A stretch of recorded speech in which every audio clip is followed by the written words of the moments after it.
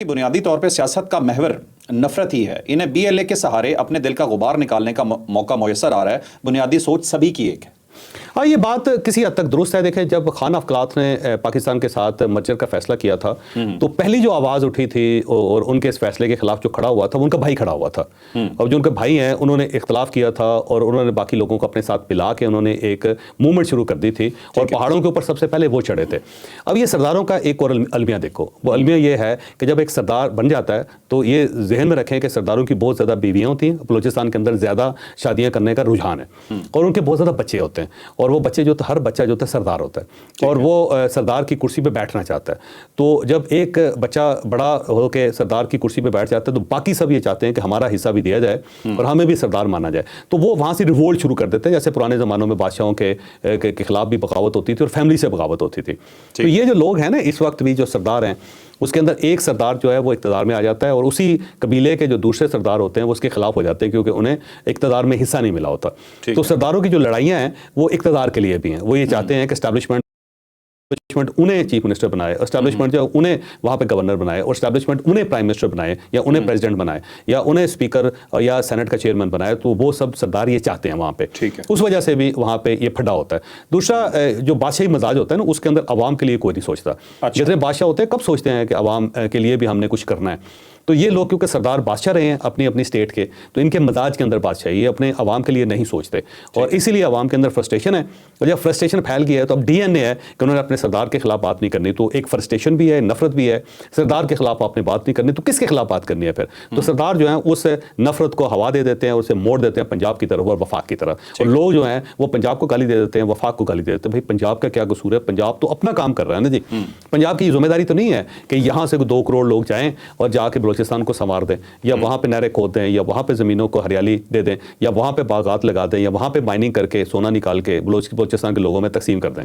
یہ تو اپنے صوبے کے لیے کام کریں گے نا وہ. لیکن وہ چاہتے ہیں کہ نہیں پنجاب جو ہمارا حق مار گیا. بھائی پنجاب نے کیا حق مار لیا، کیا لے لیا بلوچستان سے آج تک پنجاب نے؟ ٹھیک ہے، مطلب یہ ہے کہ سرداروں کو کوئی نفرت نہیں ہے، انہیں صرف اپنا مفاد عزیز ہے. اگر انہیں آگے لے آئیں تو کوئی نفرت نہیں ہے. اب دیکھیں یہ جو اس وقت اقتدار میں آپ انہیں نکالیں گے نا جب یا یہ نکل جائیں گے یا یہ سسٹین نہیں کر سکیں گے، یہ خلاف ہوں گے اور ان کی جگہ جو لوگ آ کے بیٹھیں گے وہ اسٹیٹ کے ساتھ ہوں گے. تو بلوچستان کے اندر یہ کھیل ہو رہا ہے. اوکے ٹھیک ہے. چوہے صاحب ایک اور سوال یہ بھی بلوچستان کے حوالے سے قاضی بہادر رحمان صاحب ہیں، انہوں نے سوال کیا. وہ کہا جاتا ہے نا کہ بلوچستان کے حالات کب سے خراب ہونے شروع ہوئے، کیوں خراب ہوئے؟ تو اس کے حوالے سے پاکستان کے موجودہ افسوسناک صورتحال مشرف دور کے تباہ کن پالیسیوں کی آفٹر شاکس ہیں. کیا اس سے ایگری کرتے ہیں آپ؟ دیکھو یار، دنیا میں نا جو سب سے بڑی حقیقت جو ہے وہ پیسہ ہے. ٹھیک ہے. اور میں سمجھتا ہوں دنیا میں 2 ہی مذہب ہیں، ایک امیر آدمی کا مذہب ہے اور ایک غریب آدمی کا مذہب ہے. ٹھیک ہے. دنیا میں 2 ہی نیشنلٹیز ہیں، ایک امیر آدمی کی نیشنلٹی ہے، ایک غریب آدمی کی نیشنلٹی ہے. دنیا میں 2 ہی معاشرے ہیں، ایک امیر آدمی کا معاشرہ ہے، ایک غریب آدمی کا معاشرہ ہے. جو امیر لوگ ہوتے ہیں نا وہ آپ دیکھ لیں وہ پوری دنیا میں امیر ہوتے ہیں. مثلا ایتھوپیا کے اندر ایک آدمی اگر گولڈ مائن کا وہ مالک ہوگا تو پوری دنیا اس کے لیے کھلی ہے. جیسے پچھلے ٹرمپ نے کہا نا کہ اگر آپ کے پاس $5 ملین ہے تو امریکہ آ جائیں، فوری طور پہ نیشنلٹی لے رہے ہیں، کوئی پابندی نہیں ہے. کوئی داڑھی رکھی ہوئی ہے، کلین شیو ہے، وہ مہاتما بدھ کو ماننے والا ہے، وہ بھگوان کو ماننے والا ہے، وہ مسلمان اللہ تعالیٰ کو ماننے والا ہے یا وہ کرسچن ہے حضرت عیسیٰ اور اللہ تعالیٰ کو ماننے والا، کوئی فرق نہیں پڑتا. وہ کہتے ہیں جی $5 ملین آپ کے پاس ہونے چاہیے. تو یہ ایک ریالٹی ہے، بہت بڑی ریالٹی ہے. پاکستان کا جو المیہ ہے نا وہ یہ ہے کہ ہمارے پاس پیسہ نہیں. سمپل بات. اسی ملک کے اندر اگر تیل نکلا ہے، اسی ملک کے اندر اگر سونا نکلا ہے باقاعدہ جس طرح ابھی نکل رہا ہے اور یہ ملک امیر ہو جائے تو ایشو کوئی نہیں ہے. مثلا بلوچستان کو ضرورت ہے $10 بلین کی، آپ انہیں $40 بلین دے دیں تو مسئلہ ختم ہو جائے. خیبر پختونخوا جو ہے وہاں پہ بے روزگاری ہے، وہاں پہ لانیسنس ہے. آپ سب کو کہیں گے سرکار جو ہے آپ کے اکاؤنٹ میں ہر مہینے $50,000 ڈال دیا کرے تو مطمئن اطمینان، مسئلہ ہی کوئی نہیں، کھائیں پئیں اور عیش کریں. پنجاب کے اندر سب لوگوں کو کہا جائے لا جا پتر تم کم کرنے کی ضرورت ہی نہیں ہے، کار بیٹھ تو وہ کپی لت چڑھ کے بیٹھ جا بس سارے دن اور اس کے بعد تمہیں پیسے مل جائیں. ٹھیک. اب دیکھیں نا قطر کے اندر کیا ہوتا ہے. قطر کے اندر پیسہ ہے اور ان کی آبادی 3 لاکھ آبادی ہے. ان میں سے جو قطری ہیں بالکل نہ ہونے کے برابر ہیں، باقی سارے کے سارے دنیا کے مختلف ملکوں سے آئے ہوئے ہیں. اور اس میں ہوتا یہ ہے کہ اسٹیٹ جو ہے وہ بیٹھے بیٹھے لوگوں کے اکاؤنٹس میں پیسے ڈال دیتی ہیں اور لوگ خوش ہیں، مسئلہ ہی کوئی نہیں، خوش.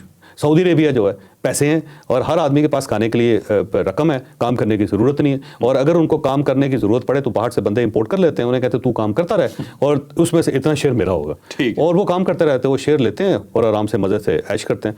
तो इशू पाकिस्तान का पैसा है, ये याद रखो। जिस दिन हमारे पास पैसा आ गया, हम अमीर मुल्क हो गए, ना बलूचिस्तान के अंदर कोई मूवमेंट रहेगी, ना खैबर पख्तूनख्वा के अंदर कोई इशू रहेगा, ना पंजाब रहेगा, ना सिंध रहेगा। मसला सिर्फ हमें इस चीज़ को आइडेंटिफाई कर लेना चाहिए कि हमारा इशू अलहदगी पसंदी या मज़हब या फ़िरका वारियत या दहशतगर्दी या एक सूबाई मुनाफरत नहीं है। हमारा इशू सिर्फ और सिर्फ रिसोर्सेज का है, पैसों का है, और पैसे हम कमा नहीं रहे, ये वजह सिंपल। ठीक है। मतलब ये जो कहते हैं कि तहरीकें मुख्तलिफ अदवार में जारी रही हैं, बलूचिस्तान की हमेशा नाकाम होती रही हैं, और अभी आखिर में आजकल ज़रा जोर दिया जाता है कि मुशर्रफ दौर में ज़्यादा हुआ था, तो वो भी एक कहानी ही है। बुनियादी जो चीज़ है वो ये है कि गुर्बत है, अगर पैसा होगा तो मसले सॉल्व। अच्छा, वैसे बलूचिस्तान की हिस्ट्री आप देख लें, चले मुशर्रफ तो अभी का फिनोमेना है ना, ये तो शाहजहाँ के दौर में भी यहाँ पे लड़ाइयाँ चल रही थी, और उससे पहले 1405 में ये कलात की रियासत बनी थी। 1405 में आप देखो, उस वक्त तैमूर जो हिंदुस्तान के ऊपर हमला कर करके ताज़ा वापस गया था, और उस वक्त कलात की स्टेट बनी थी, और उस वक्त से ले के आज तक बलूचिस्तान के अंदर लड़ाइयाँ चल रही हैं, बड़ी बड़ी जंगें हुई हैं, बड़ी बड़ी कत्लो गारत करी हुई है। तो ये एक बफर स्टेट क्रिएट की थी मुगलों ने, और मुगल जो थे फौरी तौर पे इनको मान लेते थे, क्योंकि उनको पता था ये वॉरियर्स हैं, थोड़े से पैसे दें इनको तो ये हमारी हिफाजत करते रहेंगे। तो उस साइड से जो ईरान से आते थे, अफगानिस्तान से आते थे, तो ये फर्स्ट डिफेंस होता था उस साइड से। तो उस वक्त से लड़ाइयाँ चल रही हैं, ये लड़ाइयाँ आज की तो नहीं है, ये DNA है इस पूरे रीजन का। और यहाँ नहीं, आगे ईरान पे चले जाएं, आप अफगानिस्तान में चले जाएं, उससे आप चलते जाएं सेंट्रल एशिया में, कोई दौर ऐसा नहीं गुजरा जिसमें जंग ना हो। तो ये सारे जंगजू हैं। तो चौधरी साहब, ये बात अफसोसनाक नहीं है कि ये हम लोग, या मैं हम लोग ही कहूँगा क्योंकि हम जैसे लोग हैं सब, कि हम लोग इन चीज़ों पर खुश होते हैं कि हम लड़ते रहे, ये हमारा DNA था, हमने तो बड़ा ये तबाही मचाई, मतलब हमने पूरी नस्लें बर्बाद कर दी, तरक्की नहीं की, लेकिन